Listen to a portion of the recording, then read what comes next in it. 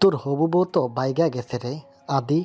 কথাটা শোনা মাত্রই রাগে শক্ত হয়ে থাকা মুখটা আরো রক্তিম হয়ে উঠল আদিত্যর। এমনিতেই তার এই বিয়ে করার বিন্দুমাত্র ইচ্ছে নেই। শুধুমাত্র দাদাজানের শেষ ইচ্ছা পূরণ করতে তীব্র অনিচ্ছা সত্ত্বেও এখানে উপস্থিত হয়েছে সে। মন মেজাজ আগের থেকেই বিগড়েছিল তার। তার উপর এখানে বিয়ে বাড়িতে আসার পর থেকেই কনের পক্ষে কেমন কানাকুশো খেয়াল করেছে সে। এতে তার মেজাজের ভোল্টেজ আরো হাই হয়েছিল। আর এখন বিহানের কাছ থেকে এই খবর শুনে ক্রোধে মুখমণ্ডল বিক্ষিপ্ত হয়ে উঠল তার। সে চাইলে এক্ষুনি এই বিয়ে বাড়িটাকে ধ্বংসস্তূপ পরিণত করতে পারে। গ্যাংস্টার আদিত্যর সেই ক্ষমতা আছে তা সবাই জানে। আদিত্য বিয়ের আসন থেকে ঠাস করে উঠে দাঁড়িয়ে মাথার পাগড়িটা মাথা থেকে খুলে ঠাস করে আছাড় মেরে ফেলে দিয়ে চোয়াল শক্ত করে বিহানের উদ্দেশ্যে বলল। ডাক ওনাদের। বিহানের ডাকার দরকার পড়ল না। মেয়ের বাপ সহ তাদের পক্ষে কিছু লোক এসে অপরাধী মুখ করে এসে দাঁড়ায় আদিত্যের সামনে। মেয়ের বাপ জলিল মিয়া দুই হাতে জোর করে করুণ অপরাধী সুরে বলল। জানি না কোন মুখে বলবো তোমাকে। আসলে আমার কোলাঙ্গার মেয়েটা কার সাথে যেন পালায়া গেছে, আর আমাকে এই ভরা মজলিসে বেইজ্জত করে গেছে। মাপচার মুখটা রাই, তুমি যে শাস্তি আমাদের দিবে মান্য হবে। আদিত্য গম্ভীর ভারী গলায় বলল। দেখুন, আপনাদের এসব নাটক দেখতে ইন্টারেস্ট নেই আমার। আমি এখানে এসেছি শুধু আমার দাদাজানের কথা রাখতে। দাদাজান মৃত্যুর আগে বলেছিল আমি যেন তার গ্রামের প্রাণপ্রিয় বন্ধুর ছেলের মেয়েকে বিয়ে করি। সেই কথা রাখতেই আমি এসেছি, কারণ আমার দাদাজানের শেষ ইচ্ছা মানে আমার জন্য পাথরের প্রতিলিপি, আর সেটা আমি পূরণ করেই ছাড়বো। জলিল বলল। কিন্তু এখন তো আর সম্ভব না। মেয়েটা কোথায় তা আমরা কেউ জানি না। দেখুন, কথা আপনার মেয়ের সাথে বিয়ে হওয়ার, সেটা যে মেয়েই হোক না কেন। আপনার আর কোনো মেয়ে নেই? থাকলে তার সাথেই বিয়ে হবে। মেয়ে তো আছে, 3 মেয়ে। আমার বড় মেয়ের বিয়ে হয়ে গেছে, ছোট মেয়ের সাথে তোমার বিয়ের কথা ছিল। আর আপনার মেঝো মেয়ে? 3 মেয়ে হলে তো মেঝো মেয়ে থাকার কথা। জলিল এবার হতবাক চোখে তাকালো আদিত্যের দিকে। তারপর নিজের বউয়ের সাথে মুখ চাচাই হলো তার। তার মুখেও বিস্ময়। জলিল থতমত কণ্ঠে বলল। আছে তো, কিন্তু কিন্তু কি? দেখুন, মেয়ে হলেই হলো, বিয়ে আপনার মেয়ের সাথেই হবে। সে যেটাই হোক না কেন, যান রেডি করুন তাকে। কিন্তু ওকে কিভাবে বিয়ে করবে? ও তো কি? দেখুন, এমনিতেই মাথা নষ্ট হয়ে আছে, আমার রাগ আর বাড়াইন না। ওদের মাঝে একজন হঠাৎ বলে উঠল। আরে কেমনে বিয়া হইব, হেই মাইয়া তো পাগল আস্তা। লোকটার কথায় খানিক থমকানোর চাহনি দিল আদিত্য। এমন কিছুর জন্য হয়তো মোটেও প্রস্তুত ছিল না সে। জলিল তখন করুণ সুরে বলল। জি বাবাজি, আমার আরেক মেয়ে মানসিকভাবে অসুস্থ, পাগলি সে। বিয়ে সংসার এসবের কিছুই সে বোঝে না। বিহান আদিত্যর কানের কাছে ফিস ফিসিয়ে বলল। আরে পাগলি রে, কেমনে বিয়া করবি তুই? বাদ দে, চল ফিরে যাই। আদিত্য বিহানের কথার আপাতত উত্তর দিল না। জলিলের উদ্দেশ্যে বলল। আপনি শুধু বলুন সে বিয়ের জন্য প্রাপ্তবয়স্ক কিনা। হ্যাঁ, বয়স তো হয়েছে, কিন্তু মানসিকভাবে সে ছোট্ট বাচ্চাদের মতো। That's enough. প্রাপ্তবয়স্ক হলেই হলো। দাদাজানের কথা রাখতে আপনার মেয়ের সাথে বিয়ে হওয়াটা ইম্পর্টেন্ট, বাকি সব জরুরি না। এখন যান, নিয়ে আসুন আপনার মেয়েকে। সারাদিন সময় নেই এসবের জন্য। তুমি কি ভেবেচিন্তে বলছো? দেখুন, সাদমান শাহরিয়ার আদিত্য এক কথা দুবার বলে না। আমার সময় নষ্ট না করে যা বলেছি তাই করেন, না হলে আমি কি করতে পারি তা জানতে নিশ্চয়ই বাদ নেই আপনাদের। So do it fast. Jalil মাথা নেড়ে চলে গেল। ওরা চলে যেতেই বিহান আদিত্যের উদ্দেশ্যে হতবাক সুরে বলল। তুই কি পাগল হইয়া গেছস গা? জেনে শুনে পাগলি রে বিয়ার করবার চাস? দেখ, এমনিতেও বিয়ে আমি সংসার টাইপ কিছু করার জন্য করছি না। এসব আমার জন্য না। আমি শুধু দাদাজানের কথা রাখতে এই নাটকে সামিল হচ্ছি। ওই মেয়ে কেমন হলো না হলো, that is none of my concern. আয়নার সামনে নূরকে সাজানো হচ্ছে বধূ বেশে। অবুঝ অসম্পূর্ণ বুদ্ধির অধিকারী নূর পরিস্থিতির গম্ভীরতা বোঝে না। সে তো পুতুল বইয়ের মতোই সাজতে দেখে খুশিতে বাচ্চাদের মতো প্রফুল্ল হচ্ছে। এতক্ষণ মন খারাপ ছিল তার। ওকে রুমের মাঝে আটকে রেখেছিল তাই। ও তো বাইরে গিয়ে সবাইকে দেখতে চেয়েছিল, কিন্তু ওর মা বাবা আটকে রাখে ওকে রুমে। অনেক কাঁদে নূর, তাও খোলেনি কেউ। বিরক্ত হয়ে এক সময় ওর মা কয়েকটা চড় থাপ্পড় মারে। তারপর আর ভয়ে নূর শব্দও করে কাঁদেনি। যদিও এসব ওর সাথে নিত্যদিন প্রায় হয়েই থাকে, তবে এখন যখন ওর মা এসে এভাবে সাজিয়ে দিচ্ছে তখন সব ভুলে খুশি হয়ে গেছে নূর। নূর খুশি মনে মাকে ছুদায়। আমাকে পুতুলের মতো বউ কেন সাজাচ্ছ? নূরের মা শাড়ি পরাতে পরাতে বলল। কারণ তোর বিয়ে হবে আজ, তাই। অবুজ নূর আরো খুশি হয়ে উচ্ছ্বসিত কণ্ঠে বলল, সত্যি আমার বিয়ে হবে, আমারও পুতুল বর হবে, ইয়ে কত মজা হবে। হ্যাঁ, আজ তোর বিয়ে। আর বিয়ে করে বরের সাথে যেতে হবে তোকে আজ। আমি জানি তো, আমি বর বউ খেলার নিয়ম সব জানি। নূরকে রেডি করে বসানোর পর কাজী আর কিছু লোকজন এলো নূরের কাছ থেকে কবুল শুনতে। কাজী সাহেব বলার সাথে সাথে ফটফট করে কবুল বলে দিল নূর খুশি মনে। এরপর আদিত্যের কাছে এসে তার কাছ থেকেও কবুল শুনল। অতঃপর বিয়ের পবিত্র বন্ধনে আবদ্ধ হয়ে গেল দুটি প্রাণ, যার মধ্যে একজন সব বোঝার ক্ষমতা রাখলেও তার কাছে বিয়েটা কেবলই নামের, আর একজনের এই বিয়ে নামক বন্ধনের মহিমা থেকে একেবারে বেখবর। না জানি কেমন হবে তাদের অনাগত ভবিষ্যৎ। বিয়ে পড়ানো শেষ হতে দেরি, আদিত্য বিয়ের আসন থেকে উঠতে দেরি হলো না। উঠে যেতে যেতে বিহানের উদ্দেশ্যে বলল, জলদি এখানকার ড্রামা শেষ কর। I want to go right now. অব্বে হালা, যাবি কইলেই হলো। শাদি বানাইছো বোরে, লইয়া যাওন লাগবো না? দেখ বিহান, আমি সত্যি আর এসব নিতে পারছি না। যা করার জলদি কর। আচ্ছা, চাপ লইস না, আমি দেখতেছি। আদিত্য গাড়ির কাছে দাঁড়িয়ে সিগারেট ধরায়। বিয়ান ভেতরে এসে নূরের মা বাবাকে তাড়া দেয় বিদায়ের পর্ব সারার জন্য। নূরের মা বাবাও সেই মোতাবেক নূরের কিছু জিনিসপত্র ব্যাগে গুছিয়ে নূরকে সাথে করে গাড়ির দিকে নিয়ে আসতে নিল। নূর প্রথমে ঠিকঠাক আসলো, গাড়ির কিছুটা দূর থাকতেই হঠাৎ দাঁড়িয়ে গিয়ে উল্টো দিকে হাঁটা ধরে বলল, নাও শেষ, বিয়ে বিয়ে খেলা শেষ, এখন আমি যাই। নূরের মা মেয়েকে আটকে দিয়ে বলল, আরে যাবি মানে? এইটা কোনো খেলা না। তোর সত্যি বিয়ে হয়েছে, যেমন তোর বুবুর হয়েছিল। এখন তোকে তোর বরের বাড়ি যেতে হবে, সেখানেই থাকতে হবে। নূর হঠাৎ কেমন অস্বাভাবিক হয়ে উঠল, বাচ্চাদের মতো ঠোঁট উল্টে বলল, যাব মানে? কেন যাব আমি? আমি যাব না কোথাও, আমি এইখানেই তোমাদের সাথেই থাকবো। তা বললে হবে না, যেতে তো হবেই। নূরের মা বাবা নূরের হাত ধরে গাড়ির দিকে জোর করে নিয়ে যেতে লাগলো। নূর তখন উচ্চস্বরে কান্না শুরু করে দিল, হাত পা ছোড়াছুড়ি করে কাঁদতে কাঁদতে বলতে লাগলো, না, আমি যাব না কোথাও, ছাড়ো আমায়। এসব কান্নাকাটি আদিত্যের কানেও এলো। বিরক্তিতে মেজাজে চিরবিরিয়ে উঠল তার। সে জোরে জোরে বিহানের নাম ধরে ডাকলো। বিহান ওর কাছে আসতেই সে বলল, মেয়েটার মা বাবাকে ডাক। বিহান নূরের মা বাবাকে আদিত্যের সামনে আনলে আদিত্য বলল, দেখুন, এসবের দরকার নেই। আপনাদের মেয়ে আপনাদের সাথেই থাক। চিন্তা নেই, আমি প্রতি মাসে বড় অ্যামাউন্ট পাঠাবো, যা দিয়ে আপনাদের পুরো পরিবারের খরচ চলে যাবে। তাই ওকে আপনাদের কাছেই রেখে দিন, কারণ আমার বাসায় এসব ড্রামা আমি টলারেট করতে পারবো না। জলিল করুণ স্বরে বলল, কি বলছো বাবাজি এসব? টাকার কোনো কথা না। এক মেয়ে পালিয়ে গিয়েছে, এমনিতে আমার বদনাম ছড়িয়েছে। তার উপর আরেক মেয়ে বিয়ের পর বাপের বাড়ি পড়ে থাকলে মানুষের কথা তীরে মরে যাওয়া ছাড়া আর কোনো উপায় থাকবে না। দেখো, তুমি কিন্তু সবকিছু জেনে শুনে আমার মেয়েকে বিয়ে করছো। এখন এভাবে ফেলে যেতে পারবে না। আর ওর চিন্তা করো না, আমি ওকে এখনই বুঝিয়ে শুনিয়ে নিয়ে আসতেছি। কান্নাকাটি করবে না আর। বলেই জলিল তার স্ত্রী আর নূরকে ভেতরে নিয়ে গেল। ভেতরে এসে জলিল তার স্ত্রীর উদ্দেশ্যে রাগী স্বরে বলল, দেখো, তোমার মেয়েরে কিভাবে বুঝাবা জানি না, তবে জামাই যদি ওরে রেখে চায় তাহলে তোমাদের দুটোকে বাড়ি থেকে বিদায় করব। জন্মাইছো তো সব আপদ, 5 মিনিটের মধ্যে বসে নিয়ে আসো। বলেই ঘরের বাইরে চলে গেল জলিল। কিছুক্ষণ পরই ভেতর থেকে নূরের আর্তনাদ শোনা গেল। মারছে তাকে ওর মা। অনেক মারার পর বলল, এখন বল, যাবি জামাইয়ের সাথে, নাকি এইভাবে এখানে সারা জীবন মার খাবি? আর যদি তুই না যাস, তাহলে তোকে মেরে ফেলে আমিও বিষ খেয়ে মরে যাব। অবুজ নূর মায়ের হাতে মার খেয়ে ভয়ে জড়সড় হয়ে গেল। ভয়ার্থক কণ্ঠে সে কোনো রকমে ফোপাতে ফোপাতে বলল, যাব। কিছুক্ষণ পর নূরকে ঠিকঠাক করে আবারও নিয়ে আসা হলো। এবার আর জেদ করলো না নূর। তাকে নিয়ে এসে আদিত্যর গাড়ির পেছনের সিটে বসালো। বিহান বসলো ড্রাইভিং সিটে। আদিত্য গিয়ে বসলো বিহানের পাশের সিটে।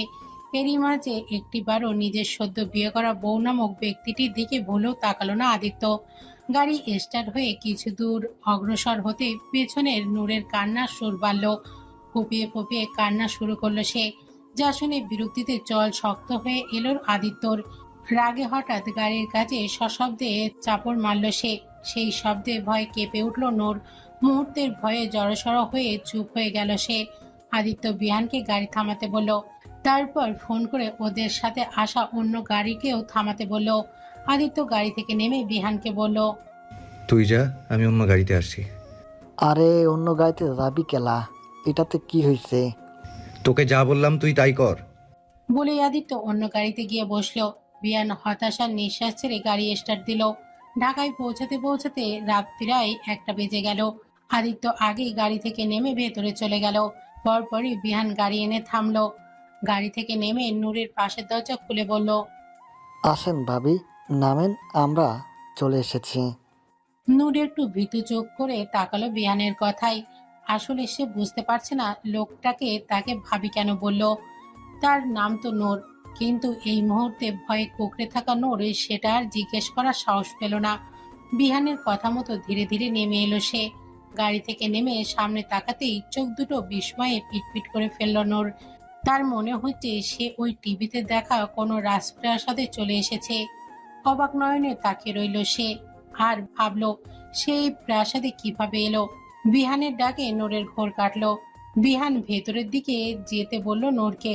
নূর ভীতু মনেই সামনে এগোলো।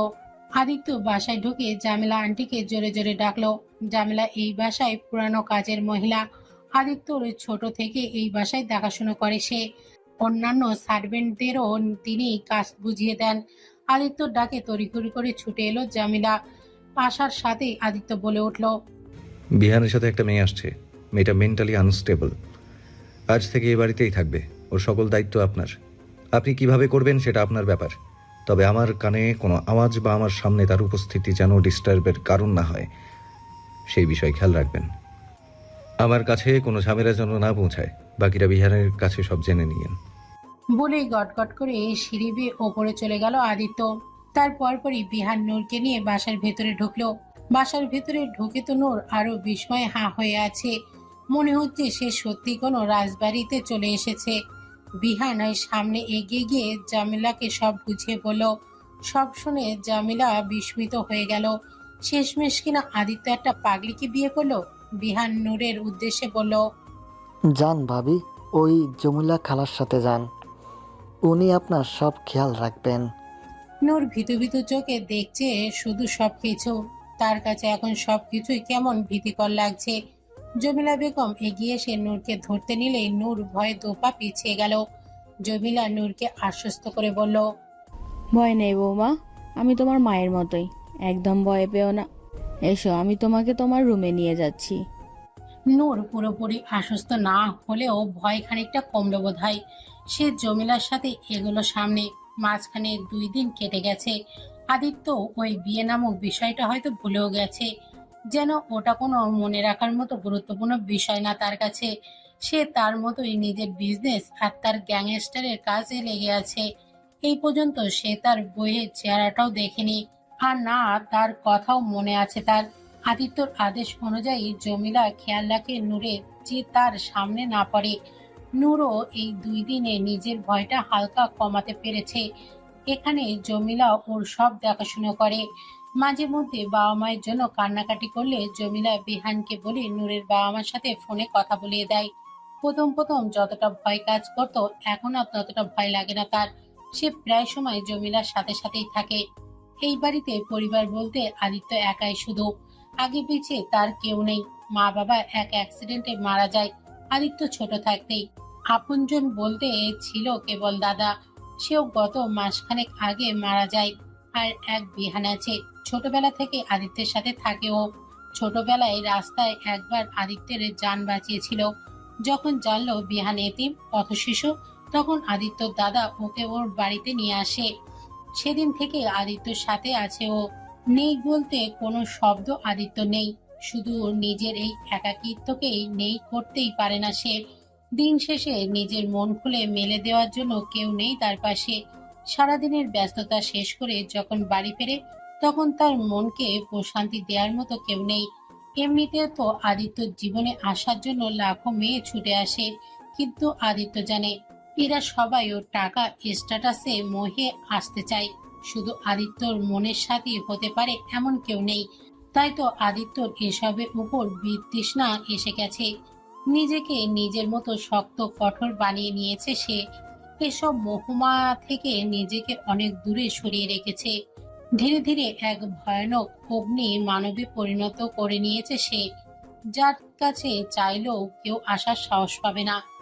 সকালবেলা ঘুমের মাঝেই কারো রিনিঝিনি হাসির শব্দ কানে আসে আদিত্যর। চোখ কুচকে মেলে তাকায় সে, বালিশ থেকে মাথা উঁচিয়ে কুচকানো চোখে এদিক ওদিক তাকায় সে হাসির উৎস খুঁজতে, কিন্তু পায় না। হাসিটা যেন জলতরঙ্গের মতো বাজছে তার কানে। আদিত্য বিছানা ছেড়ে উঠে দাঁড়ায়, দরজার বাইরে এসে এদিক ওদিক চোখ বোলায়। হাসির আওয়াজ ছাদ থেকে আসছে বোঝা যায়। আদিত্য পা বাড়ায় ছাদের দিকে। ছাদে উঠে এসে খানিক সামনে এগোতেই হাসির রহস্য ভেদ হয় তার। দেখতে পাই হাসি ছড়ানো ব্যক্তিকে। ওই তো সামনে একটা মেয়ের হাতে প্রজাপতি ধরে রিনিঝিনি সুরে হাসছে। পরনে প্রিন্সেস একটা ফ্রক, মাথার চুলগুলো দুই ঝুটি করা কাঁধের উপর।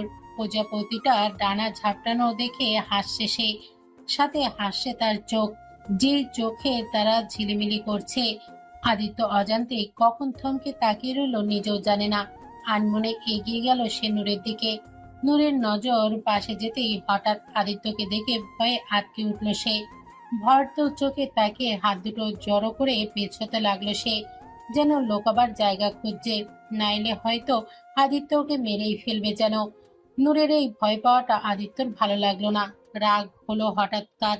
রাগটা ঠিক কি কারণে তা জানে না সে, তবে সে রাগে ধমকে উঠে বলল, এই মেয়ে, কে তুমি? এখানে কি করছো? নূর এমনিতেই ভয়ে জমেছিল, তার উপর আদিত্যের ধমকে আত্মা উড়ে যাবার জোগাড় তার। তখনই সামনে জমিলা বেগম ছাদের অন্য পাশ থেকে দ্রুত এলো। তাকে দেখে নূর ঝট করে জমিলার পেছনে লুকিয়ে গেল। পিঠের মাঝে হাত চেপে ধরল সে। জমিলা আদিত্যের উদ্দেশ্যে বলল, আসলে আমি গাছে পানি দিতে আইছিলাম, বৌমনিও আমার সাথে আইছিল। আমি বুঝতে পারি নাই আপনি এখন ছাদে আসবেন, তাহলে ওকে নিয়ে আসতাম না। আদিত্য জমিলার কথাতে তেমন ধ্যান নেই, তার ধ্যানও তো ওই পেছনে মুখ লুকিয়ে থাকা মেয়েটাতে। জমিলার কথাই বুঝতে পারলো মেয়েটা তারই সেদিনের বিয়ে করা বউ। আর বুঝতে পেরেই তার মাঝে কেমন অদ্ভুত এক অনুভূতির সৃষ্টি হলো, যে অনুভূতির নাম জানে না সে। তবে মেয়েটার এভাবে ওকে ভয় পাওয়াটা মোটেও পছন্দ হচ্ছে না ওর। রাগ হচ্ছে ভীষণ। রাগের মাঝেই জমিলা বলল, আমি এক্ষুনি ওকে নিয়ে যাচ্ছি। জমিলা তার কথা শেষ করেই নূরকে নিয়ে দ্রুত পায়ে নিচে নেমে গেল। আদিত্য রাগ যেন আরো বাড়ল। কেন হচ্ছে এই রাগ তার জানা নেই। রাগটা কি মেয়েটার উপর নাকি নিজের উপর তাও জানে না। এক মিনিট, মেয়েটা, ওর তো নাম আছে। কি নাম ওর? আদিত্য তো সেটাও জানে না। কেমন অদ্ভুত অস্বস্তি হতে লাগলো আদিত্যের। রাগের সামনের টপটাতে লাথ মেরে নিচে নেমে গেল সে। আদিত্য রেডি হয়ে এলো ব্রেকফাস্টের জন্য। বিয়ান আগে থেকেই ছিল টেবিলে। আদিত্য বসতেই জমিলা তার খাবার সাফ করে দিল। জমিলাকে দেখে আদিত্যর কেন যেন ওই মেয়েটার কথা মনে পড়লো। আবারও মেয়ে। চরম অস্বস্তি হচ্ছে আদিত্যর। মেয়েটার নাম কি সেটা জানার ইচ্ছে জাগলেও তা কাউকে জিজ্ঞাসা করবে কিভাবে সে। ভীষণ ইতস্তত ফিল করছে এইটুকু বিষয় জানতেও। আদিত্য আর চোখে রান্নাঘরের দিকে তাকালো, ভাবছে হয়তো জমিলার সাথে রান্নাঘরেও থাকতে পারে, কিন্তু দেখা গেল না তাকে।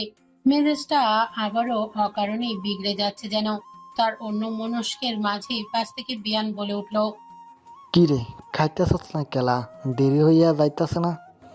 আজকে ওই আদিল গ্রুপের একটা ফয়সালা করণ লাগবো, বুঝবার পাচ্ছস?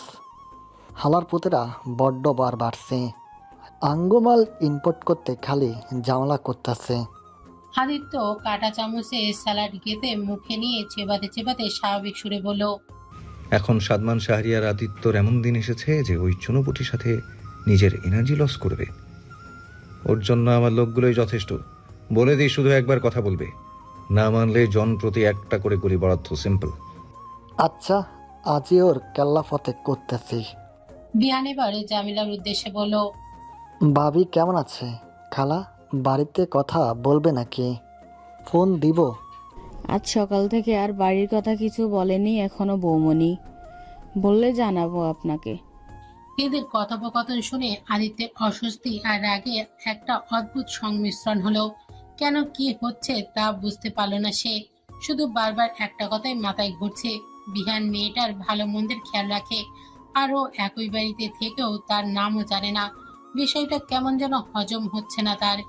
বিহান তখন আবারও জিজ্ঞেস করলো, ভাবি খাবার খাইছে? জমিলা জবাবে বলল, না এখনো খাইনি। আপনাদের খাওয়া হলে বৌমনির জন্য খাবার নিয়ে যাব রুমে। এই পর্যায়ে আদিত্য হঠাৎ কি মনে করে একটু কড়া সুরে করেই বলে উঠল, 1 মিনিট। এখানে আমি টেবিলে বসে খাচ্ছি, আর সে কোন দেশের মহারানী যে তাকে রুমে খাবার বয়ে নিয়ে দিতে হবে? খেলে এখানে বসে খাবে, না হলে খাওয়ার দরকার নেই, না খেয়ে থাক। আদিত্যের কথায় জামিলা আর বিহান দুজনেই হালকা অবাক হলো। জমিলা বলল, কিন্তু আপনিই তো বলেছিলেন আপনার সামনে না আনতে। আদিত্য গলা খাকারি দিয়ে বলল, হ্যাঁ তো, সেটা অন্য বিষয়, কিন্তু এই বাড়িতে কেউ আমার রুল ভাঙবে সেটাও আমার পছন্দ না। খাবার খেলে সঠিক স্থানেই খেতে হবে, না হলে না। বিহান যেন বন্ধুর ব্যাপার কিছুটা আঁচ করতে পারল। সে জমিলার উদ্দেশ্যে বলল, হ, হাসাই তো কইছে আদি। যান, বাবিরে লইয়া আসেন এখনই, এখানে বসে খাবার খাইব। জমিলা মাথা নেড়ে বলল। ঠিক আছে, নিয়ে আসছি। জমিলা যেতেই আদিত্য বিহানের উদ্দেশ্যে বলল, কি ভাবি ভাবি লাগিয়ে রেখেছিস? নাম ধরে বলতে পারিস না? নাম নেই তার? আরে তুইও আজীব কথা কস মাইরি। বাবিরে বাবুই কমু না তো কি মাই কমু? এসব আমার ইরিটেটিং লাগে। এমনিতেও তোর ছোট বয়সে নাম ধরে ডাক, নাকি নাম নেই কোনো? নাম থাকবো না কেলা? তোর বউ আর আমার বাবির সুন্দর একটা নাম আছে, তার নাম হলো নূর। নূর নামটা যেন ধ্বনিত হতে লাগলো আদিত্যের কর্ণগহ্বরে। ঠিক তখনই জমিলা নূরকে নিয়ে সিঁড়ি বেয়ে নামলো। নিচে নামতেই টেবিলে আদিত্যকে দেখে ভয়ে আবারও জমিলার পেছনে লুকিয়ে গেল নূর। জমিলা তাকে আশ্বস্ত করে বলল, ভয় নেই বৌমনি, কেউ কিছু বলবে না। সবাই খেতে ডাকছে আপনাকে, আসেন আমার সাথে। নূর তবুও জমিলার বাহু ধরে তার সাথে চেপে রইল। জমিলা তাকে নিয়ে টেবিলের সামনে এলো। সে মাথা নিচু করে জমিলাকে ধরেই দাঁড়িয়ে রইল, যেন আদিত্যর দিকে তাকাতেও ভয় পাচ্ছে সে। আদিত্য আর চোখে তাকিয়ে দেখে নিল নূরকে। আবারও ভয় পাচ্ছে তাকে মেয়েটা। রাগ বাড়ছে আদিত্যর। আদিত্যরা জনসাধারণের মাঝে ভয়াবহ, সেটা আদিত্যর এনজয় করে, কিন্তু এই মেয়েটা তাকে ভয় পাওয়াটা পছন্দ হচ্ছে না তার। রাগ হচ্ছে বারবার। জমিলা নূরের হাত ছাড়িয়ে বলল। খেতে বসেন বৌমনি। নূর হঠাৎ টেবিলের কাছ থেকে সরে গিয়ে কিছুটা দূরে মেঝেতে পা ভাঁজ করে বসে বলল, এই যে বসেছি। আদিত্য জল শক্ত হতে দেখা গেল। ভাবছে হয়তো নূর তার জন্যই এমন করছে। বিহান তখন বলল, আরে ভাবি, ওখানে বসছেন কেন? চেয়ারে বসুন, আমাদের সাথে টেবিলে খান। নূর সরল ভঙ্গিতে বলল, আমি তো টেবিলে খেতে পারি না, মা বলে আমি টেবিল নষ্ট করে ফেলি, তাই আমি সবসময় নিচেই খাই। জমিলা প্লেটে খাবার বেরিয়ে নূরের সামনে নিয়ে এনে দিল। খাবারের প্লেট দেখে নূর হঠাৎ জমিলার উদ্দেশ্যে বলে উঠল, আরে ভালো প্লেট কেন দিয়েছেন? আমাকে কারো এটো প্লেট দিন। নূরের এমন কথায় সবাই হালকা অবাক হলো। বিহান বলল, আরে ভাবি, আপনি এটো কেন খেতে যাবেন? ভালো প্লেটে তো খাবেন। নূর তখন জানালো, না তো, আমি তো সবসময় এটো প্লেটেই খাই। আমার মা বোনেরা বলে আমি নাকি ভালো প্লেট দিলে খাবার নষ্ট করে ফেলি, খেতে পারি না, তাই আমাকে সবসময় কারো এটো প্লেটেই দেয়। মুখের সামনে আনা খাবারের চামচটা নূরের অমন কথা কানে আসতেই তৎক্ষণাৎ থেমে গেল আদিত্যর। হঠাৎ যেন চটাস করে কোথাও কিছু লাগলো তার গলায়। খাবারটাও যেন হঠাৎ আটকে গেল গলার মাঝে। মুখবয়ের অদ্ভুত এক কালো আওয়াজ ছেয়ে গেল মুহূর্তেই। নূরের কথা শুনে বিহানেরও একটু খারাপ লাগলো। অবুঝ মেয়েটাকে যে ওর বাড়িতে সবাই প্রচুর অবহেলায় ফেলে রাখতো তা বোঝা যাচ্ছে। বিহান জোরপূর্বক হেসে বলল, এখানে নষ্ট করলো কেউ কিছু কইব না ভাবি। এই বাড়ি তো আপনারই, যত খুশি নষ্ট করুন, কোনো সমস্যা নাইকা। বিহানের কথায় নূর যেন খুশি হলো। সে ঘাড় কাত করে বাচ্চাদের মতো বলল, আচ্ছা। তবে আদিত্য আর খেতে পারল না। সে হাতের চামচটা প্লেটের ওপর রেখে চেয়ার ছেড়ে উঠে দাঁড়ায়। একবার তাকালো মেঝেতে বসে থাকা নূরকে, পরপরই দ্রুত পায়ে বাইরে বেরিয়ে গেল সে। নূরের ভীষণ একা একা লাগছে। গ্রামে থাকতে সে কি সুন্দর সবার সাথে খেলা বেড়াতো, আম বাগান আর পুকুর পাড়ে বাচ্চাদের সাথে খেলতো, কিন্তু এখানে কোনো খেলার সাথী নেই ওর। কার সাথে খেলবে নূর? নূর রান্নাঘরে জমিলার সাথে বসে আছে। জমিলা তার এমন মলিন মুখ দেখে বলল, কি হয়েছে বৌমনি, মন খারাপ? মা বাবার কথা মনে পড়ছে? নূর ঠোঁট উল্টে বলল, আমার খেলার সাথীদের কথা মনে পড়ছে। আমার খুব খেলতে ইচ্ছে করছে, কিন্তু কার সাথে খেলবো? কেউ নেই খেলার সাথী। তুমি একটু খেলো না আমার সাথে? আমি কিভাবে খেলবো বৌমনি? বুড়ি মহিলা কি খেলে? নূরের মুখটা তখন কাঁদো কাঁদো হয়ে গেল। জমিলার খুব মায়া লাগলো। এই 2 দিনে মেয়েটার প্রতি মায়া জন্মে গেছে তার। অনেকটা নিষ্পাপ শিশুর মতো মেয়েটা। জমিলা কিছু একটা ভেবে বলল, আচ্ছা, আপনি মন খারাপ করেন না, আসেন আমার সাথে, আমি আপনার খেলার সাথী জোগাড় করে দিচ্ছি। নূর তৎক্ষণাৎ খুশি হয়ে বলল। সত্যি? ইয়ে, তুমি তো অনেক ভালো। জমিলা নূরকে সাথে করে বাসার বাইরে লনে নিয়ে এলো। বাসার অন্যান্য সব সার্ভেন্ট আর বাসার গেটে 2 দিকে লাইন করে দাঁড়িয়ে থাকা সিকিউরিটি গার্ডদের ডাকলো জমিলা। সবাই আসলে জমিলা তাদের বলল, শোনো সবাই, তোমরা নিশ্চয়ই জানোই বৌমনিকে তোমাদের স্যারের বউ, তাই তাকে খুশি রাখা আমাদের সবার দায়িত্ব। তো বৌমনির খেলতে ইচ্ছে হয়েছে, তো সবাই এখন বৌমনির সাথে খেলো, না হলে কিন্তু রাগ করবে সে, তোমাদের স্যারের কাছে বিচার দেবে। সবাই জমিলার কথায় ভয় পেয়ে তার কথা চুপচাপ মেনে নিল। জমিলা নূরকে ওদের সাথে খেলতে দিয়ে নিজে ভেতরে রান্না করতে চলে গেল। নূর তো ভীষণ খুশি, সে খেলার মানুষ পেয়ে গেছে, এখন মজা করে খেলবে। নূর সবার প্রথমে কানামাছি খেলতে চাইলো। বাসার এক ফিমেল সার্ভেন্ট উষা চোখ বেঁধে দিল, তারপর চারিদিকে ঘুরিয়ে ছেড়ে দিল। উষা হাত বাড়িয়ে সবাইকে ছোঁয়ার চেষ্টা করছে, আর কেউ তাকে ধরা দিতে চাচ্ছে না। নূর এদিক ওদিক থেকে তাকে চিমটি কেটে সরে যাচ্ছে। উষা একবার বাসার এক অন্য সার্ভেন্ট জমিরকে জাপটে ধরলো। জমির তো হেব্বি খুশিতে গদগদ করছে। উষার চোখ থেকে পট্টি সরিয়ে যখন দেখলো জমির, তখন চোখ মুখ কুঁচকে বলল, জমিদার তুই সর এখান থেকে। জমির দুপাটি দাঁত কেলিয়ে ক্যাবলা হাসি দিয়ে বলল, শার্লিকা, আরও ধৈর্য থাক না, আমার তো ফাইন সুরসুরি লাগতেছিল, আমার তো খেলাটা হেব্বি ভালো লাগতেছে। যা সর লুচ্চা, খালি গায়ে পড়ায় ধান্দায় খরচ। নূর ওদের কাছে এসে বলল, এবার এই কোদালে দাঁতওয়ালা লোকটার পালা, ওর চোখ বাঁধবো। বেচারা জমির অনেক কষ্টে মুখের চামড়া টেনে তার দাঁতগুলো ঢাকার চেষ্টা চালালো। বেয়াজ্জত খারাপ হয়ে গেল তার যেন। উষা এবার জমিরের চোখ বেঁধে দিল। জমির 2 হাতে সামনে বাড়িয়ে হাত তাতে লাগলো আর বলতে লাগলো, এই উষা, কই তুই? আয় না, তোরে একটু ধরি, ধরাধরি শোধবোধ হইয়া যাইব তাহলে। উষা মুখ ভেঙে দূরে সরে যাচ্ছে, আর জমির তাকে ধরতে এগিয়ে যাচ্ছে। এক সময় সে সুইমিং পুলের পাশে পৌঁছে গেল, আর দুষ্টু নূর হঠাৎ তখন জমিরকে ধাক্কা দিয়ে সামনে পুলের পানিতে ফেলে দিল। জমির বেচারা ঝপ পড়লো পানির মাঝে। তা দেখে খিলখিলিয়ে হেসে উঠল নূর, হাতে তালি বাজাচ্ছে আর লাফিয়ে লাফিয়ে প্রফুল্ল চিত্তে হাসছে সে। সাথে বাকিরাও হাসছে জমিরের অবস্থা দেখে। আদিত্য অফিসের কেবিনে বসে কাজ করছিল, টেবিলে কিছু পেপার চেক করছিল সে। কাজের মাঝে হঠাৎ আনমনেই তার নজর গেল সামনের সিসিটিভি স্ক্রিনে। বাসার সিসিটিভি ক্যামেরা লাইভ চলছে সেখানে। গ্যাংস্টার হওয়ায় আদিত্য শত্রুর অভাব নেই, তাই সেফটির কারণে বাসার সব কোনায় সিসি ক্যামেরা লাগানো আছে। আর সেটা রেকর্ডিং স্ক্রিন আদিত্যর কেবিনের টেবিলের পাশেই থাকে। সেটাতেই হঠাৎ নজর গেল আদিত্যর। দেখতে পেল তৎক্ষণাৎ নূরের কাণ্ড। জমিরকে কিভাবে পানিতে ফেলে সে খুশি মনে হাসছে। ওই প্রাণবন্ধ হাসিটাতে আবারও আটকে গেল আদিত্যের দৃষ্টির সীমারেখা।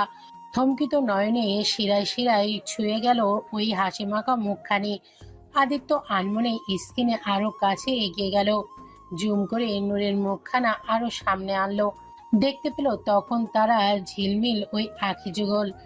ওই চোখে নেই কোনো অকৃত্রিম পর্দা, কেবলই স্বচ্ছ নিষ্পাপ ঝর্ণাধারা। নিজের অজান্তেই আদিত্যের হাত গেল সিসিটিভি স্ক্রিনে নূরের উচ্ছ্বাসিত মুখটার ওপর, কিন্তু হাসির আওয়াজ শোনা যাচ্ছে না। হঠাৎ ওই জিনিসটাই তার মোটেও ভালো লাগলো না। ওই হাসির রিনিঝিনি সুর শুনতে না পারাই যেন রাগ হচ্ছে তার। সে কি মনে করে হঠাৎ বিহানকে ডেকে পাঠালো। বিহান আসতেই আদিত্য বলে উঠল, শোন, আজই আমার বাসায় সিসিটিভির সাথে সাউন্ড রেকর্ডিং সিস্টেমও লাগাবি। কেন হঠাৎ এই খেয়াল আইলো কেলা? এমনি, তোকে যা বললাম তুই তাই কর, যা। বিহান যেতেই আদিত্য আবার তাকালো স্ক্রিনের দিকে। দুষ্ট নূর তখন আরেক কাণ্ড শুরু করেছে। সে হঠাৎ গিয়ে লাইন হয়ে দাঁড়িয়ে থাকা গার্ডগুলোর পেছনে গিয়ে দাঁড়ালো আবার সবার পেছনে গার্ডটাকে ধাক্কা মারলো। বেচারা গার্ড হুমড়ি খেয়ে সামনের দিকে পড়তে গিয়ে আরেকজনের গায়ে ধাক্কা লাগলো। এইভাবে একে একে সবগুলো গার্ড ধপ ধপ করে নিচে পড়তে লাগলো। তা দেখে নূর আরো খুশি হয়ে আবারও হাসতে লাগলো। নূরের কাণ্ড দেখে অজান্তেই আদিত্যের ঠোঁটেও হাসি রেখা ফুটলো। হাসলো নূরের কাণ্ড দেখে। নিজের ওপর হঠাৎ নিজেই চরম অবাক হলো আদিত্য। সে হাসছে, সত্যিই হাসছে সে। সে শেষ কবে এভাবে মুচকি হেসেছে তার নিজেরও মনে নেই। তাহলে আজ কি হয়ে গেল তার? অন্য সময় হাসলে তো তার এসব কাণ্ড কারখানা দেখে ভীষণ রাগ হতো। তাহলে আজ কেন রাগের পরিবর্তে হাসি পাচ্ছে তার? কারণটা কি ওই মেয়েটা?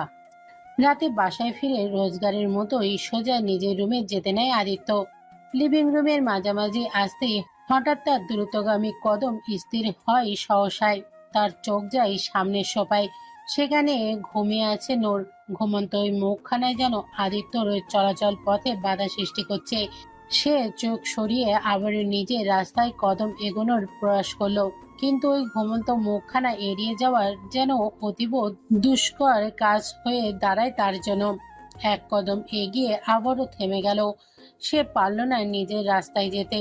রাস্তার মোড় ঘুরিয়ে পদযুগল বাড়াই ঘুমন্ত নূরের দিকে। নূরের সামনে এসে দাঁড়ালো। নজর স্থির ওই মায়াবী নিষ্পাপ মুখখানে। আনমনে এক সময় নূরের মুখের সামনে এক হাঁটু গেড়ে বসে পড়ল আদিত্য।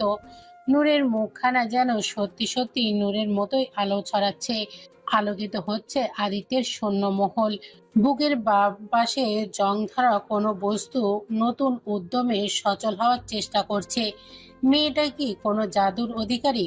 না হলে এই কঠোর মানব, যাকে সুন্দরীর থেকে সুন্দরী নারীর মোহতেও আকর্ষিত করতে পারে না, সেই মানব কিভাবে এই মেয়েটার মোহে আটকে যাচ্ছে? কি আছে ওই মেয়েটার মাঝে? ঘুমের মাঝে নূরের এক হাতে সোফার নিচে ঝুলে আছে। চুলগুলো এলোমেলো হয়ে পড়ে আছে মুখের ওপর। সামনে টিভিতে কার্টুন চলছে এখনো। হয়তো কার্টুন দেখতে দেখতে এখানেই ঘুমিয়ে পড়েছে সে। আদিত্য নূরের হাতটা তুলে ঠিক করে রাখলো।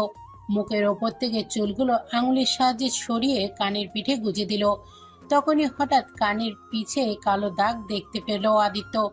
আঘাতের দাগ বোঝাই যাচ্ছে, যেটা দেখে মুখশ্রী পরিবর্তন ঘটল সহসায়। শক্ত হয়ে ফুলে উঠল চোয়াল। উচ্চস্বরে চিল্লিয়ে ডাকলো সে জমিলাকে। তার হুঙ্কারপূর্ণ ডাক শুনে ঘুম থেকে ধরপুড়িয়ে উঠল নূর। সম্মুখে আদিত্যকে দেখে আত্মা কেঁপে উঠল ভয়ে তার। জমিলাও তৎক্ষণাৎ ছুটে এলো সেখানে। নূর দৌড়ে গিয়ে লোকালো জমিলার পেছনে। ভয়ে পুরো শরীর কাঁপছে থরথর করে তার। জমিলা জিজ্ঞেস করলো, রাগ করবেন না ছোট সাহেব, আসলে বৌমণিকে টিভি দেখতে দিয়ে আমি একটু কাজ করছিলাম। বৌমণি বোধহয় ঘুমিয়ে গেছে, বুঝতে পারিনি। আদিত্য মুখমণ্ডল কঠিন করে বলল, আপনি কি ওর গায়ে হাত তুলেছেন? ওর শরীরে আঘাতের দাগ কেন?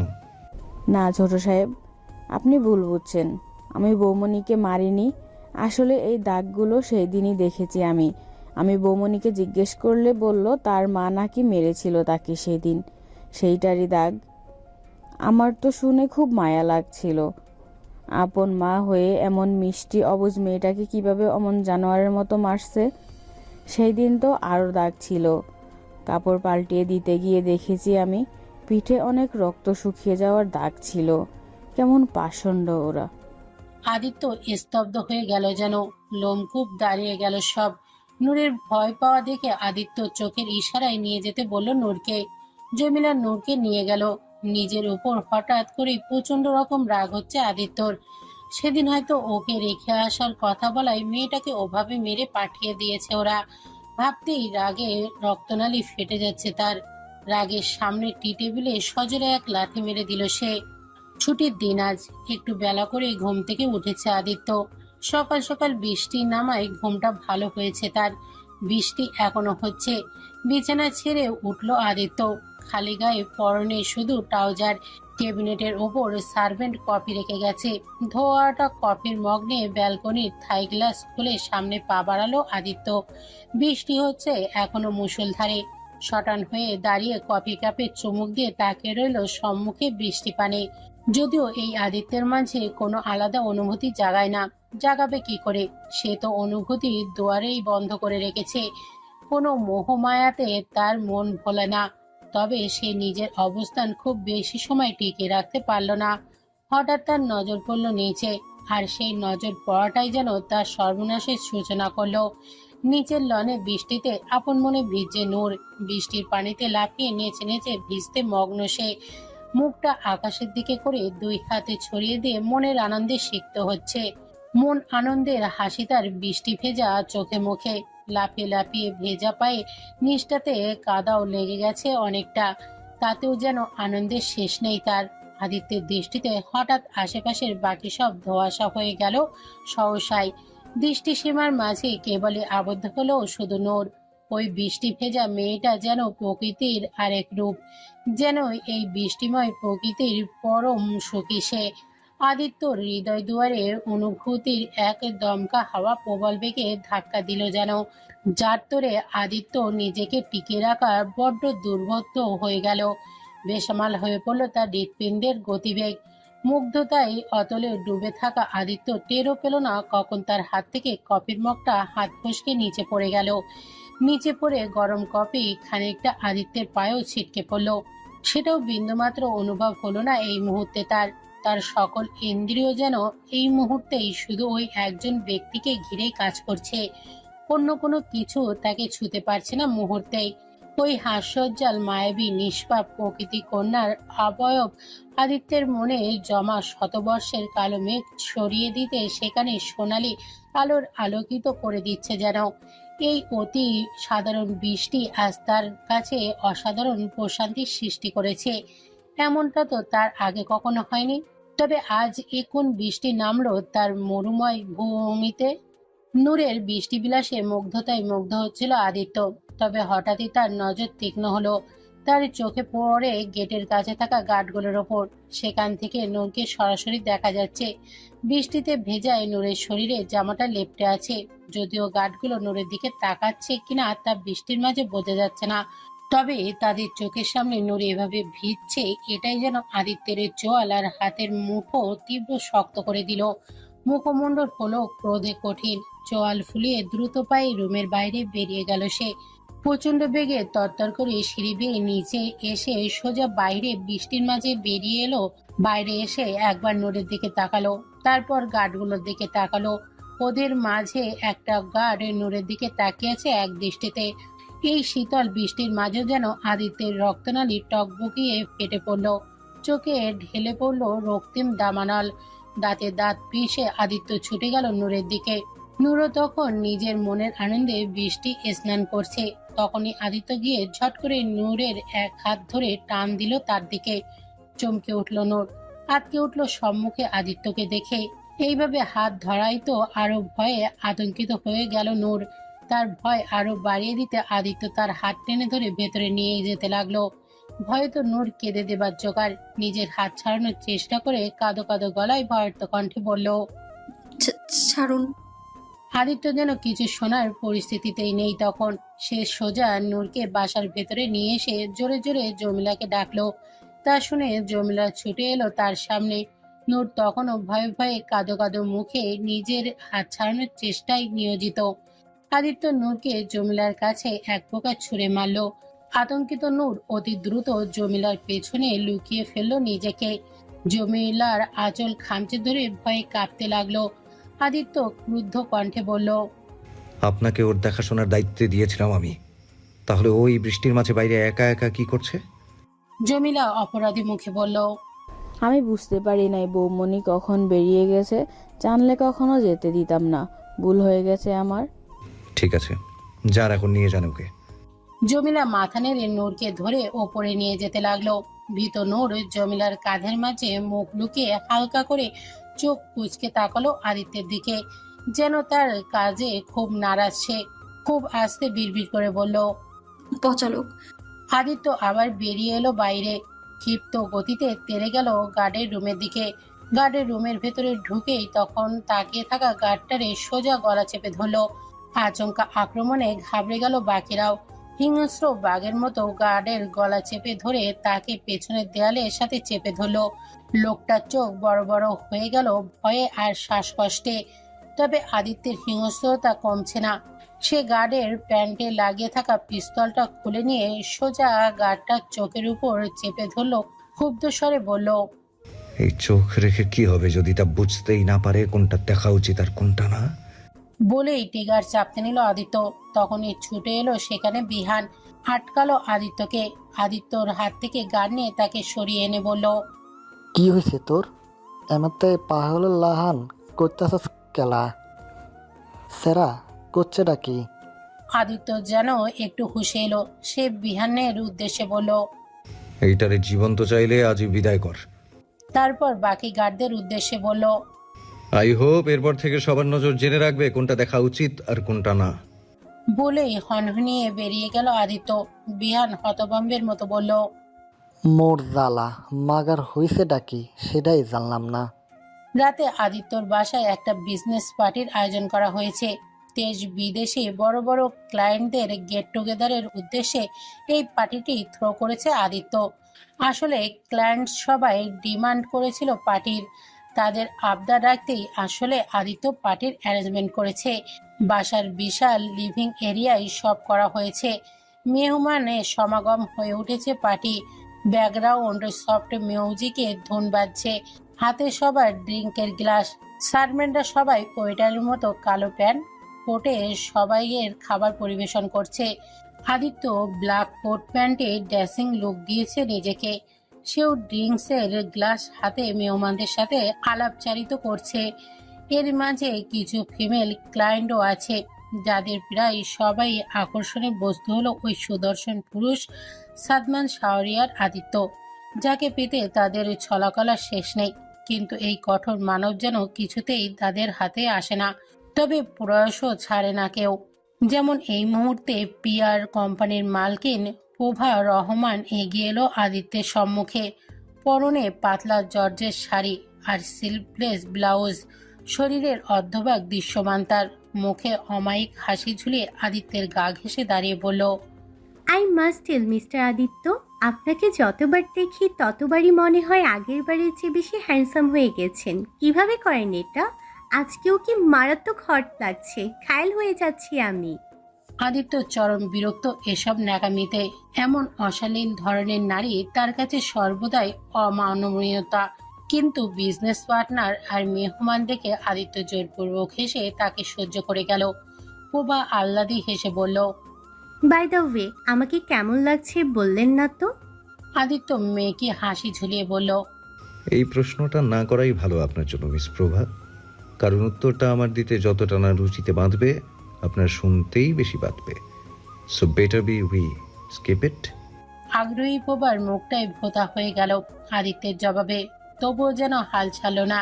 সে আবারও হাসি মুখ করে বলল, মিস্টার আদিত্য, আমার শাড়িটা একটু ঠিক করা দরকার, একটু আপনার ওয়াশরুমে নিয়ে যাবেন?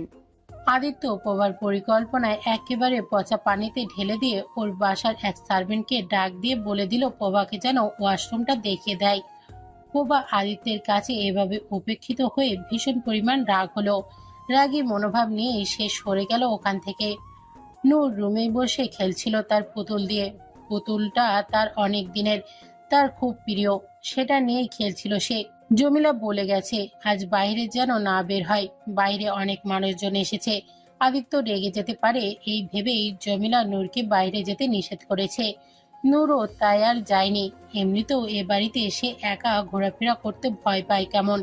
এটা তো আর ওর গ্রাম না, যেখানে ইচ্ছা মতো ঘুরে বেড়াতো সে। তাই তো সেই সাহস পায় না সে। আর সবচেয়ে ভয় পায় ওই টিভির নায়কদের মতো দেখতে লোকটাকে। দেখতে নায়কদের মতো হলেও নূরের কাছে কেমন ভয়ঙ্কর ভিলেন মনে হয় তাকে। দাদির রূপকথার গল্পের সেই রাক্ষসের মতো মনে হয়, যেন নূরকে মেরেই ফেলবে।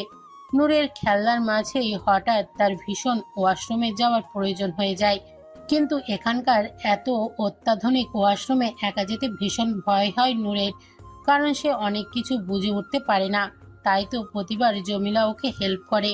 কিন্তু এখন তো জমিলা নেই, আর নূরের খুব জরুরিও মনে হচ্ছে এখন। নূর জমিলাকে খুঁজতে বিছানা থেকে নেমে ধীরে ধীরে দরজার কাছে এগিয়ে যায়। আস্তে করে দরজাটা হালকা করে খোলে।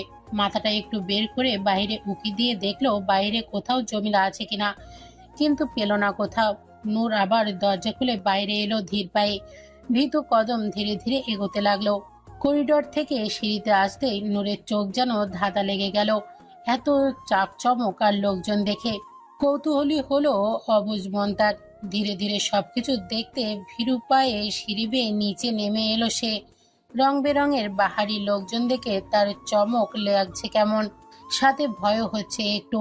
এসবে দেখার মাঝেই হঠাৎ জমিলাকে চোখ পড়ে তার। ডাইনিং টেবিলে খাবার পরিবেশন করছে সে। তাকে দেখে নূর ঝট করে ছুটে তার কাছে যেতে চাইলো। তার এমন ছুটে আসা দেখে হঠাৎই বেখেয়ালিতে প্রভার সাথে ধাক্কা লেগে যায় তার। প্রভা এমনিতেই অহংকারী আর বদমেজাজি স্বভাবের। তার উপর আদিত্যের অপমানে তার মেজাজ আগে থেকেই চটেছিল। আর এই মুহূর্তে নূরের ধাক্কায় তার হাতে ড্রিঙ্কস উল্টে শাড়ির উপরে পড়ে যায়। ব্যাস, তাতেই প্রভা আগুনে যেন ঘিয়ের কাজ করে। রেগে যায় সে, যার দরুন সে ঠাস করে নূরের গালে চর বসিয়ে দেয়। বেচারি নূর চরের ধাক্কায় টিকতে না পেরে নিচে পড়ে যায়। পড়ে যেতে নিলেই হাতের ধাক্কায় সামনে সাজিয়ে রাখা কাচের ফুলদানিটাও ঠাস করে নিচে পড়ে যায়। মুহূর্তে বিকট শব্দে তা ছড়িয়ে পড়ে ফ্লোরের মাঝে।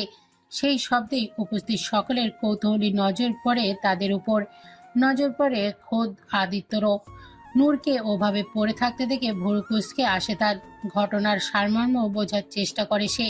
নূর ভয়ে শঙ্কিত, গালে হাত চেপে ভয়ে জড়সড় হয়ে যায় সে। প্রভা তখন কর্কশ গলায় বলে ওঠে, ইউ ব্লাডি চিপ গার্ল, আমার এত দামি শাড়িটা নষ্ট করে দিলে। এসব চিপ গাইয়া বস্তি মেয়ে এখানে কি করছে? খাবার চুরি করার জন্য এসেছে, তাই না? আদিত্যর মনে হলো এই মুহূর্তে মস্তিষ্কে বোধহয় টকবকে উত্তপ্ত লাভা ভুলকে উঠল তার। কপালের রগ নীল হয়ে ফেটে যাবে যেন। মুঠো দৃঢ় মুঠিবদ্ধ, হাতের সবগুলো রগ গোনা যাবে যেন। সে চেয়ে দেখলো ভীতুগ্রস্ত আর অশ্রুসিক্ত নূরের লাল চোখ দুটো। বুকে অদৃশ্য ক্ষত হলো তার সহসায়। হলো চিনচিনে পীড়া অনুভব। গালে হাত রাখায় এতক্ষণে বুঝে গেল প্রভা তার গায়ে হাত তুলেছে। আর এটা বোধগম্য হতেই আদিত্যর খোদ পৌঁছায় সর্বসীমায়। চোখে জমলো রক্তিম লাল আভা। হাতের ড্রিঙ্কসের গ্লাস সজোরে আছাড় মারল সে। ক্ষুব্ধ বিক্ষিপ্ত কণ্ঠে হুঙ্কার দিয়ে বলে উঠল, মিস প্রভা। তার হুঙ্কারপূর্ণ ডাকে প্রভা সহ পুরো মঞ্জিল যেন কেঁপে উঠল। আদিত্য তড়িৎ বেগে এলো প্রভার সম্মুখে। ক্ষুব্ধ কণ্ঠে বলে উঠল, শুক্রিয়া করেন বিধাতাকে, আপনাকে নারী রূপে জন্ম দিয়েছে। কারণ আজ কেবল এই একটা জিনিসই আপনাকে রক্ষা করলো। না হলে আপনার কাজের প্রতিদান স্বরূপ এত ভয়াবহ জবাব পেতেন যা আপনি পরবর্তীতে 7 জন্মেও ভুলতে পারতেন না। প্রভা তেতে বলে উঠল, what do you mean mister Aditya? আপনি কি ভুলে যাচ্ছেন আমি কে? আপনি আমাকে হুমকি দিচ্ছেন? আদিত্য হুমকি দেয় না, সোজা করে দেখায়। আর আপনার মতো 3rd ক্লাস মেয়েদের জন্য তো একদমই না। আদিত্যের হুমকি এত সস্তা হয়নি এখনো। Now get the hell out of here. Mister Aditya, আপনি কিন্তু অনেক বেশি বলে ফেলেছেন, তাও এই সস্তা বস্তির মেয়েটার জন্য। কেন, কি হয় আপনারও? আদিত্য তখন গর্জিত গলায় বলল, wife, she is my wife, you get that?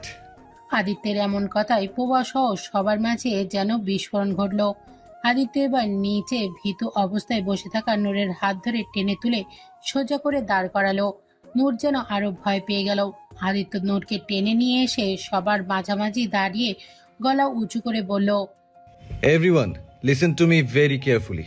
She is my newly married wife, Mrs Noor. সবাই অবাক হয়ে গেল আদিত্যের কথা শুনে। সবচেয়ে বড় ব্যাপার, আদিত্যর মতো ছেলে এমন বউ দেখে সবাই অবাক। তবে আদিত্যর সামনে কেউ কিছু বলার সাহস পেল না। আদিত্য আরো বলল, the party is over now, everyone please leave. Noor আদিত্যের কথায় কিছুই বুঝল না। সে এমনিতেই ভয় কুঁকড়ে আছে, কোনো কিছু বোঝার পরিস্থিতিতে নেই সে এখন। আর এসব ইংলিশ ভাষায় বলা কথা তো সে একদমই বোঝে না। সে আরো ভয় পাচ্ছে হয়তো। তার এখানে আসা আর ওই ফুলদানিটা ভেঙে ফেলার দায়ে না জানি কি ভয়ঙ্কর শাস্তি দেয় তাকে। সেই ভয়ে আরো জবুথবু হয়ে যাচ্ছে সে। হাত ছাড়িয়ে আদিত্যের কাছ থেকে পালানোর চেষ্টা করছে, কিন্তু তা হলো না। বরং উল্টো আরো আদিত্য ওর হাত ধরে ওপরে নিয়ে গেল। ওপরে নিজের রুমে নিয়ে এলো তাকে। নূরের ভয়ে জান বেরিয়ে যাবার জোগাড়। আদিত্য নূরকে রুমে এনে দরজা আটকে দিল। তারপর নূরের হাত ছেড়ে দিয়ে কাবাটের দিকে এগোলো। কাবাট খুলে ভেতর থেকে ফার্স্ট এড বক্স বের করে ঘুরে নূরকে আর পেল না আদিত্য। এদিক ওদিক চোখ বলাতেই হঠাৎ কাবাটের কোণ ঘেঁষে গুটিসুটি মেরে বসে থাকতে দেখলো নূরকে। আদিত্য ভুরু কুঁচকে তার দিকে এগিয়ে যেতে যেতে বলল, আরে ওখানে আদিত্যের কাছে আসা দেখে নূর আরো ভয়ে দলামলা হয়ে মুখের ওপর 2 হাত রেখে কান্না জড়িত করুণ সুরে বলল, মারবেন না, মারবেন না, দয়া করে মারবেন না আমায়। আমি ওয়াদা করছি আর এমন হবে না, আর ভাঙবো না কোনো কিছু, তাও মারবেন না আমায়, দয়া করুন। আদিত্য থেমে গেল, এগোতে পারল না যেন সে আর। কোথাও যেন কোনো কিছু মুচড়ে উঠল তার। নূরের এই করুণতা যেন তার চোখের মাঝে কাটা বিদ্ধ করে দিচ্ছে। কষ্ট নামক বস্তুর আবির্ভাব ঘটেছে যেন তার মাঝে। আদিত্য দলা পাকানো বস্তুটা ঢোক গেল, উল্টো ঘুরে চোখ বুজে নিজেকে একটু ধাতস্থ করে নিল। তারপর ফার্স্ট এড বক্স নিয়ে দরজার বাইরে এসে জমিলাকে ডাকলো। জমিলা দ্রুত ছুটে গেল সেই ডাকে। তখন নূরকে ওভাবে দেখে খুব মায়া হচ্ছিল জমিলার, কিন্তু ভয়ে নূরের কাছে যেতে পারছিল না। তখন জমিলা আসলেই আদিত্য ফার্স্ট এড বক্সটা তার দিকে এগিয়ে দিয়ে বলল, ওর ঠোঁট কেটে গেছে, একটু ফার্স্ট এইড করে দিন, আর এই ক্রিমটা ওর গালে লাগিয়ে দিন। জমিলা দ্রুত মাথা নেড়ে বক্সটা নিয়ে ভেতরে চলে গেল, আর আদিত্য তার জিমিং রুমের দিকে পা বাড়ালো। বক্সিং ব্যাগেই এখন তার ভেতরের ফার্স্টেশন বের করবে। মেহমান সব চলে গেছে। বিহান মনে মনে খুশি হচ্ছে বন্ধুর জন্য। ওর বন্ধুটা হয়তো ধীরে ধীরেই নূরের প্রতি দুর্বল হচ্ছে। খুশি মনে পেছনে ঘুরতেই থতমত হয়ে গেল সে। দরজার মাঝখানে শখ হয়ে মূর্তির মতো দাঁড়িয়ে থাকা মানবকে দেখে আচমকিত হেসে বলল, কি রে শালা, তুই কখন আইলি? আমি আর বাঁচতে চাই না, একদমই না। এর ছাদ থেকে পড়ে জান দিয়ে দিব আমি। এ জীবনে কি লাভ? মশার গু সমান মূল্য আমার নাই। আজ তো সুইসাইড পাক্কা। সুইসাইড গাওয়ালো, সুইসাইড। ছাদের এক মাথা থেকে আরেক মাথা হাঁটছে আর ন্যাকা সুরে এসব বলছে আবির। বিয়ান ছাদে বসে বাদাম চেবাতে চেবাতে ভাবলিস ভাবে বলল, তুই আসলে শালা কখন সুইসাইডটা করবি? সঠিক সময়টা কইয়া দে। সারাদিন সময় নাইকা হাতে, বহুত কাম আছে আমার। ওই বেহানের বাচ্চা, তোর কি মনে হয় আমি মজা করছি? আবিরের কথা হলে ফেলে দাও থুতু। একবার বের হলে আর ফেরানো যায় না। আজ তো সুইসাইড করিয়ে ছাড়বো। আমার মৃত্যুর জন্য দায়ী থাকবি তোরা। আমার অভিশাপে তোরা জীবনে বাথরুমে যেতে পারবি না। ওদের কথার মাঝে আদিত্য ছাদে আসলো, গম্ভীর মুখে বলল, কি হচ্ছে এখানে এসব? বিহান বলে উঠল, কি আর রইব, দ্য গ্রেট আবিরের ফাটা লুঙ্গির মার্কার মেরোড্রামা চলতেছে। আবির মুখ চোখা করে বলল, আমি ড্রামা করছি? আমি সত্যি সত্যি মরতে যাচ্ছি। এই যে এক্ষুনি ছাদ থেকে লাভ দিব আমি। তোরা কেউ আমাকে বাঁচাবে না। আমাকে আমি একদম মানবো না। খবরদার বাঁচানোর চেষ্টা করবি না, এক ফোটাও না। বিয়ান ভ্রুকুচকে বলল, কেটা বাঁচাবার চাইতাছে তোরে? আব্বে হালা মরলে জলদি মন না। আমার বাদামও শেষ হইয়া গেল, এখন আবার বাদাম আনতে যাইতে হইব। আবির বলে উঠল, ঠিক আছে, তাহলে আমার জন্য একটা স্যান্ডউইচ আর কোল্ড ড্রিঙ্কস নিয়ে আসিস। তুই না মরবার যাইতাছস? তো খালি পেটে মরবো নাকি? খিদে লাগবে না আমার? এই পর্যায়ে আদিত্য গাম্ভীর্যতার সহিত বলল, আবির, স্টপ দিস ননসেন্স। আবির এগিয়ে এসে ন্যাকামির মাত্রা বাড়ি দিয়ে বলল, ননসেন্স? এসব ননসেন্স মনে হচ্ছে তোর কাছে? আমার জানে জিগার, বন্ধুকে ট্রিগার, সাইকেলের গিয়ার, টেবিলের চেয়ার, কলিজার বন্ধু, সে কিনা আমাকে না জেনে বিয়ে করে ফেললো। এটা তোর কাছে ননসেন্স মনে হলো? সে ছোটবেলা থেকে একসাথে সবকিছু শেয়ার করলাম। জাইঙ্গা থেকে শুরু করে কানে ময়লা বের করে কাঠিটাও শেয়ার করলাম। আর সেই বন্ধু কিনা এত বড় ধোকা দিল আমারে। কদিনের জন্য একটা টোরেকে চলে গেছি, তুই বিয়ে করে ফেললি, একবারও আমাকে জানালি না। এই দুঃখ কই রাখবো আমি? এত বিশাল দুঃখ রাখার জন্য পুরো আর্থ কম পড়বে। পৃথিবী নিতে পারবে না এত বড় কষ্ট। চাঁদ তারও খসে পড়বে আমার কষ্টে। আজ হাতে চুরি নেই বলে জামাই মারা মহিলাকে মতো মাটিতে হাত আছড়ে চুরি ভেঙে ফেলতে পারছি না। কত শখ ছিল বন্ধুর বিয়েতে যাব, ওই গানটা গিয়ে নাচবো। বন্ধু তোর বরাত নিয়ে আমি যাব। আমার নাচ থেকে তো শালিকার দলগুলো এসে আমাকে ঘিরে ধরবে। আহা, কতই না মজা হবে। কিন্তু তুই আমার সব স্বপ্ন ব্লেন্ডারে ব্লেন্ড করে জুস বানিয়ে ফেললি। কেমনে পারলি এমন করতে? আবির ন্যাকা কান্না সুরে গাইল, दोस्त दोस्त ना रहा, प्यार प्यार ना रहा, ये जिंदगी हमें तेरा हाथबार ना रहा। আবিরের এই মহাকাশের সমান দুঃখ প্রকাশ শুনে বিহান বলে উঠল, হাঁচাই কইতাছস তুই, তোর সাথে একেবারে ঠিক হয় নাই কা। এটা মানা যায় না, তুই যা এক্ষুনি সাপ থেকে লাভ দে। মরড়া জরুরি তুই সাপ লইস না। আমি তোর স্মরণে তোর কবরের সামনে বিশাল একটা ডাস্টবিন স্তম্ভ বানাই দিমু, যেখানে লেখা থাকবো এখানে পচা আবর্জনা ফেলে যান, সাথে চাইলে মল মূত্র ত্যাগ করতে পারেন, আর এই কবরবাসীর জন্য বদদোয়া করে যান। ধন্যবাদ দেওয়ানের দরকার নাইকা, তোর লাইগা এতটুকু তো করবারই পারি। বিহানের কথায় আবির খেপে গিয়ে তেড়ে গেল ওর দিকে। তা দেখে বিয়ানও হেসে দিয়ে ছুটল নিজেকে বাঁচাতে। আবির দৌড়ে গিয়ে তার গলা পেঁচিয়ে ধরে বলল, বিহাইন্ডার বাচ্চা, আমি মরি না মরি তোর আগে মেরে ছাড়বো। এই পর্যায়ে আদিত্য বিরক্ত হয়ে হালকা ধমকে সুরে বলল, থামবি তোরা, নাহলে দুটোকে আমিই ছুঁড়ে ফেলে দিব নিচে। দুজন ফট করে স্বাভাবিক হয়ে গেল। আবির ফিসেলে এসে বলল, আরে তার কি দরকার, তুই যখন এত করে বলছিস তাহলে কি মরতে পারি? না, আমি নিজের জন্য বলছি না, আমি তো তোর কথাই ভাবছি। আমার মরার শোকে যদি তুই না ঘর ছেড়ে দিয়ে আক্কা পাস তাহলে ভাবি তুই বিধবা হয়ে যাবে, তাই না? তাই শুধুমাত্র তোদের জন্য মরা ক্যান্সেল, তোদের জন্য স্যাক্রিফাইস করে দিলাম। তুই তো জানিস আমি কত মহান, আমার শরীরে হিমোগ্লোবিনের পরিবর্তে মহানতা বই বেড়ায়। মাথা নেড়ে শব্দহীন হাসলো আদিত্য। আবিরও হেসে দিয়ে হাঁক করলো আদিত্যের সাথে। তারপর বলল, আচ্ছা এখন চল, আমার ভাবির সাথে দেখা করিয়ে দে। আমার মতো হ্যান্ডসাম কিউট দেবর দেখে নিশ্চয় খুশি হয়ে যাবে ভাবি। আবিরের কথায় আদিত্যর মুখমণ্ডল একটু দ্বিধান্বিত হলো। বিহান তখন এগিয়ে এসে আবিরকে সবটা খুলে বলল। সব শুনে আবির অনেকটা অবাক হলো, তবে হাসি মুখে বলল, আরে তাতে কি হয়েছে, ভাবি তো ভাবি, চাপ নিস না, সব ঠিক হয়ে যাবে। আদিত্য নিজের রুমে এসে দেখলো নূর নেই। বুঝতে পারলো জমিলার সাথে চলে গেছে। বুক চিরে কেমন চাপা দীর্ঘশ্বাস বেরিয়ে এলো তার। বিছানায় বসলো সে। মনটা হঠাৎ কেমন অস্থিরতা বহন করছে, যেন অদৃশ্য কোনো কিছু খচখচ করছে ভেতরটাতে। অবচেতন মন একবার দেখতে চাইছে নূরকে। মনে এমন খেয়াল আসা নিয়ে আদিত্য ভীষণ বিরক্ত। আজকাল তার সাথে এসব কি হচ্ছে? এমন কিছু তো আগে কখনো হয়নি। তখন এতটা রাগই বা কেন হচ্ছিল? কেন নূরের ওই করুণ ভয়ার্ত চোখ দুটো এত পীড়া দিচ্ছিল তাকে? পুরো দুনিয়ায় আগুন লাগিয়ে দিতে মনে চাচ্ছিল। ও তো ওই মেয়েটাকে কখনো বউ হিসেবে মানতে চায়নি। তাহলে ওই মেয়েটার ছোট্ট বিষয়েও কেন এতটা প্রভাব পড়ছে তাকে? এখন তাকে একবার দেখার জন্য মনটা আনচান করছে কেন? নিজের মাথা ছেড়ে নিজেকে স্বাভাবিক করার চেষ্টা করলো আদিত্য। মনে জায়গায় ইচ্ছে ধামাচাপা দিয়ে শোবার চেষ্টা করলো সে, তবে তাতে সক্ষম হতে পারল না খুব বেশিক্ষণ। চোখের পাতা ঢাকতেই সেখানে নূরের তখনকার কন্ধনরত নূরের মুখখানা সহসায় ভেসে উঠল। ক্ষণে ঠাস করে চোখ মেলে তাকালো আদিত্য। ঝট করে শোয়া থেকে উঠে বসলো সে। অস্থিরতা বাড়ল প্রচুর। পায়চারি করলো রুম জুড়ে। কোনো কিছুতেই সফল হলো না। রাগ হচ্ছে ভীষণ। নিজের উপর নিরন্তর আনতে না পারাটাই রাগের কারণ।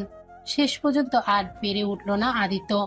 মনের সাথে যুদ্ধ করে বাধ্য হয়ে দরজা খুলে বেরিয়ে এলো সে। হেঁটে এলো নূরের রুমের সামনে, কিন্তু ভেতরে কিভাবে যাবে? ভেতরে জমিলাও তো আছে। চরম অস্বস্তিকর পরিস্থিতি দাঁড়ালো। দরজায় নক করতে গিয়েও আবার থেমে গেল। ফিরে এলো আবার, কিন্তু 4 কদম এসেই আবারও থেমে গেল। আবারও ফিরে এলো নূরের দরজার সামনে। অনেক দ্বিধাদ্বন্দ্বের মাঝে শেষমেশ নক করে ফেলল। 2-3 বার নক করার পর জমিলা এসে দরজা খুলে দিল। আদিত্যকে দেখে অবাক চাহনি দিয়ে বলল, ছোট সাহেব কিছু বলবেন? আদিত্য যেন সর্বোচ্চ পর্যায়ে অস্বস্তিতে এই মুহূর্তে বোধ করছে। গলা খাকারি দিয়ে ইতস্তত কণ্ঠে বলল, সরি আপনাকে এত রাতে জাগালাম। ওই আসলে আমার কেমন ক্ষুধা লাগছিল, ঘুম আসছে না। কিছু বানিয়ে দিতে পারবেন আমার জন্য? জমিলা ব্যতিব্যস্ত হয়ে বলল, আরে সরি বলার কি আছে, আমি এক্ষুনি কিছু বানিয়ে আনছি আপনার জন্য। ওকে। বলেই আদিত্য দরজার সামনে থেকে নিজের রুমের দিকে যেতে লাগলো।